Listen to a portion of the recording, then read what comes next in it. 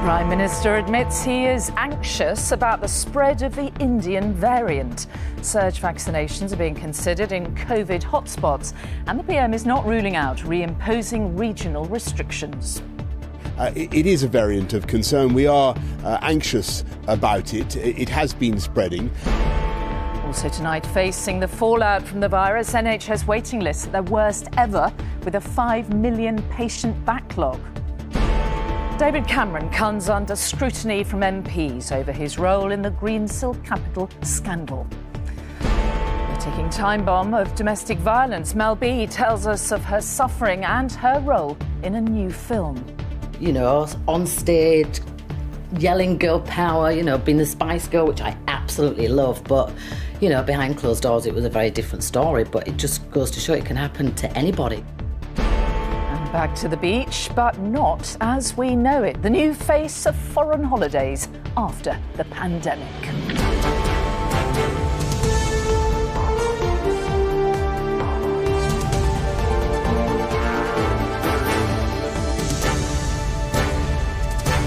This is the ITV Evening News with Mary Nightingale.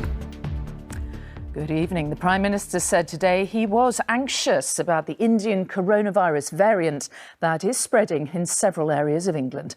Experts say it's at least as transmissible as the Kent variant and could be more infectious. Surge testing is being targeted in parts of Lancashire, and Boris Johnson is not ruling out imposing regional restrictions or even extra measures. And that could include surge vaccinations open to anyone aged 18 or over. But the Prime Minister said there was nothing to suggest the variant would stop the planned easing of lockdown in England. Here's our science editor Tom Clark on what this could mean. In Bolton, the mobile vaccine unit is out to try and drive up coverage in the town.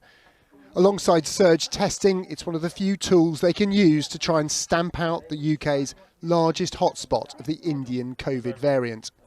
The man responsible for the region's public health said a return to local lockdowns was all but unthinkable. I have to say we'll go down like a lead balloon here because they didn't work last year, and surely there are other things that need to be tried first. For instance, surging vaccine supplies into places like Bolton so that the NHS can vaccinate down the ages. The Mayor's argument to use jabs among young people as a way of preventing spread was proposed earlier in the day by nearby Blackburn, which announced on Twitter it was opening new clinics to offer jabs to anyone over 18. It's now backtracked on that plan. The chaos, perhaps a sign of growing anxiety about the Indian variant, shared at the highest level. It is a variant of concern. We are anxious about it. It has been spreading. Now, at the moment, there's a very wide range of scientific opinion about what could happen. But we want to make sure that we take all the prudential, all the cautious steps now that we could take.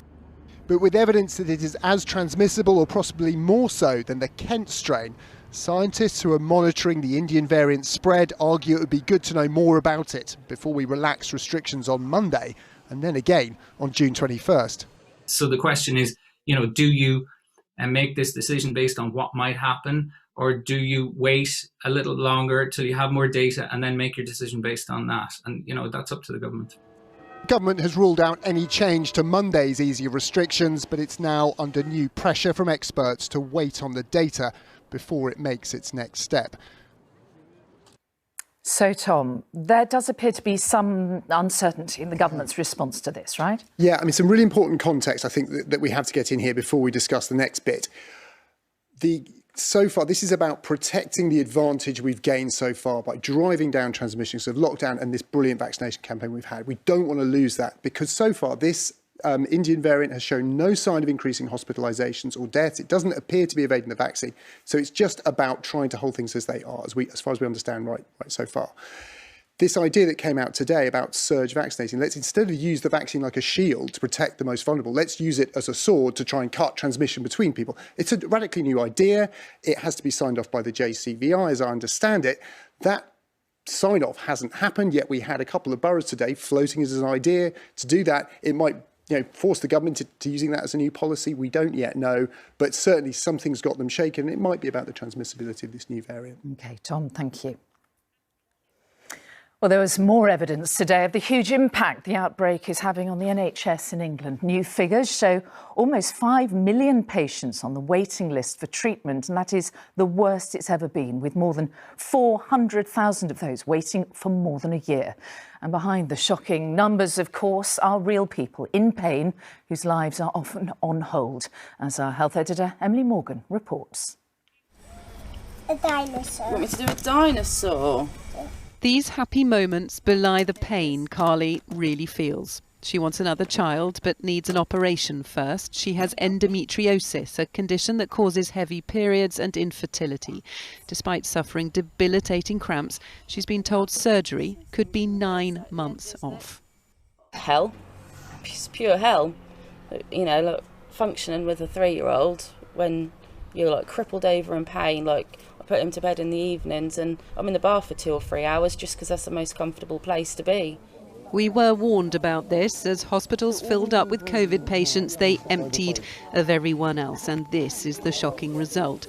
In March this year, nearly 5 million people were waiting to start routine treatment. It's the highest figure since records began in 2007. In February last year, before the pandemic escalated, the number of patients waiting more than a year was just 1,600. That's now shot up to an incredible 436,000. Have a blink. Some of the biggest waiting lists are for eye treatment. Moorfields Eye Hospital has just opened this walk-through diagnostic hub to speed up assessments. Oh, done, Patricia. Yes. Look at that. How was that? It's really efficient. Yeah. Appointments like this usually take up to 4 hours, but the beauty of this place is that patients can be in and out within 45 minutes. It means up to 700 patients a week can be seen and diagnosed. What this allows us to do is to prioritise patients who, if they don't have immediate treatment, might lose vision, and also reassure patients who have got milder disease that we've seen them, that we understand their condition and we can communicate with them to let them know we'll call you back when we need to. The government's investing £160 million to tackle the backlog. Some of that will pay for private treatment. But as waiting lists increase in private hospitals too, there really is no quick fix. Emily Morgan, ITV News. The former Prime Minister David Cameron has been defending himself to MPs over his controversial lobbying of senior figures, including the Chancellor, Rishi Sunak. Mr Cameron admitted he'd earned far more working for Greensill Capital than he did whilst in Downing Street. But in a virtual hearing, he insisted he had done nothing wrong by trying to get taxpayer funding for the now collapsed firm. Our political correspondent Libby Wiener is in Westminster. So, Libby, what did we hear today then?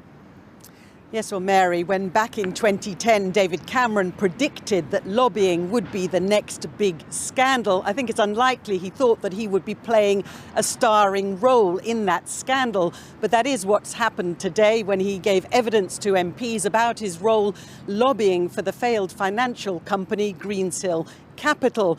He said that he was paid well, but he wouldn't say exactly how much, although he insisted that he didn't do any lobbying on behalf of the company for money or financial gain. That wasn't his motivation, nor fears that the company was going bankrupt in his repeated contacts with ministers and civil servants.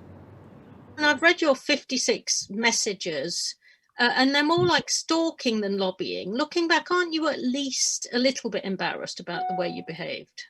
There are lessons to learn and lessons for me to learn. And in future, the single formal email or formal letter would be appropriate. But It was a particular, I think it's easy to forget now just what a sort of time of economic shock it was. Many of us don't forget there were thousands of people dying at the time. Well, Mr Cameron insists that he hasn't broken any rules, and he also brushed aside questions about the informal nature of his texts. One to the Permanent Secretary at the Treasury, he signed off Love DC. Well, he explained that by saying that he did that regularly with everyone. I'm not sure that MPs were convinced. OK, Libby Wiener at Westminster, thank you. Israel has called up thousands of reservists as it moves more troops and tanks onto its border with Gaza. It comes as both sides continue to exchange rockets, with the conflict showing no sign of stopping. There's also been an explosion of violence between mixed communities within Israel itself. Marauding mobs have attacked people and businesses, raising fears of a civil war. And a warning, this report from our senior international editor John Irvine contains some violent scenes. These scenes have shaken the state of Israel to its core. For while the images are familiar, the locations are not. These are mixed Israeli towns in which civil strife between Jewish and Arab residents has exploded. Marauding gangs from both sides have committed appalling acts of violence. Here, an Arab man is viciously set upon by right-wing Israelis. What's happening is serious enough to have warranted an unscheduled TV appearance by the Prime Minister. The normally self-assured Mr. Netanyahu looked shaken as he insisted the anarchy must stop.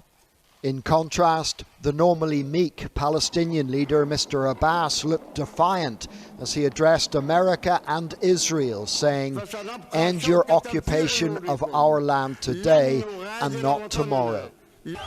These pictures show Israeli right-wingers attacking an Arab-owned ice cream shop. Yet more distressing images of deep-seated hatred unleashed. This morning, the owner of the parlour was being consoled by some of his Israeli customers. My shop is broken, my shop. I'm an Arabic Christian. I live here 21 years. The Jewish deputy mayor of the town came to show support and express her horror. Living together is what we have to learn, we have to do. It must be done, and I hope we'll find a way to do it. Israel is used to fighting cross-border conflicts, but intercommunal strife within its borders is something new entirely and deeply worrying. They have to nip this in the bud because fears of a civil war are now being talked about here. In Gaza, the Israelis have bombed more than 650 targets. But Hamas are still firing their rockets, one of which has killed a 5-year-old Israeli boy. The unchecked and tragic descent we're now witnessing across Israel and in the Palestinian territories points to a pivotal moment in the history of the Holy Land. John Irvine, ITV News, in Tel Aviv. Still to come, the ITV Evening News. Don't forget your mask. The new rules for your Algarve beach holiday. And not the average classroom. The animals having an impact at one Welsh school. Those stories and more after the break. Join me then.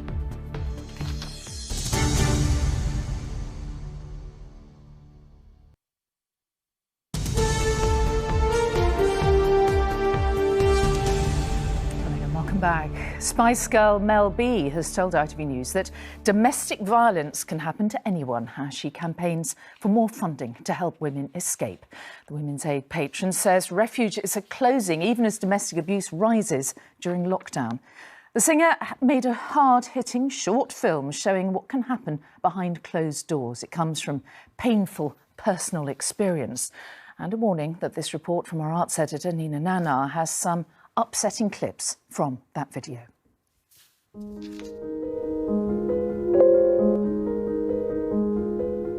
Well, it's quite shocking. Some of the scenes are very, very shocking because I wanted to make it as realistic as possible. It's a rich, glamorous setting, the music elegant and dreamy.